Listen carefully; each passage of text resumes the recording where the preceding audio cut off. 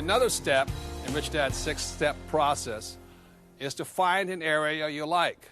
For example, in any market, markets move up, markets move down, and markets move sideways. They're called trends. So what you want to look for is the area, hopefully, that's moving up. Would you agree with that? Totally, yes. You know, like we always talked about, there's some cities where people are moving out of. They're in decline. Right, and people are moving into. Right. And generally, where would you rather invest? Well, obviously, where people are moving into. But the interesting thing is, unlike the stock market, where it's very difficult to know which markets are going to go up and which areas of that market are going to go down, with real estate, you can follow the trends because they're so slow to evolve.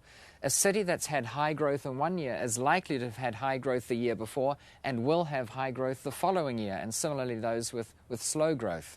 So it's very easy to figure out which cities and which suburbs within cities and which clusters of streets within suburbs are likely to do well in the future just by watching the past. And you don't get that luxury with many other markets. They're far more fickle and volatile. Right. So in any market, any investment, you have to watch the trends. There's always 3 trends: up, down, and sideways.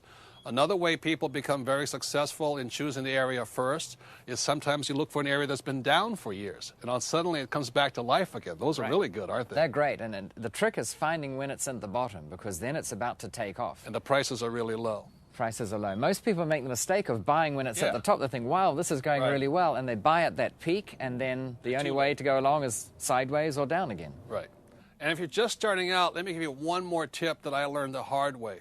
My first investment property I bought on another island, in the island from Hawaii. So I had a problem in this piece of property. It meant I had to catch a plane, fly there, rent a car, and go check my property. And so this problem persisted for a while, and so for 2 days a week I was getting on a plane, flying to another island, renting a car, look at this property. So that added to the next thing. If you're going to find an area, make sure it's close to your house. And so I would recommend this, is find an area that you can even walk to. You know, in my book, I talk about how the first investment property that Kim and I bought together, I used to jog past this neighborhood. So if it's close enough to jog to, it's close enough. It's a great area.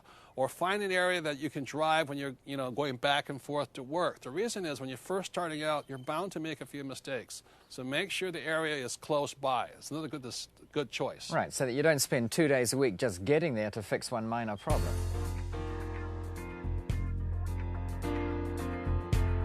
How do you start out as far as, if you've never done this stuff before? How do you find the deals? How do you go out and, where do you start? What neighborhoods? If you don't know how to start this process, how do you do it? So we'll start just by looking first at areas. You want to find out if it's going up, down, or going sideways.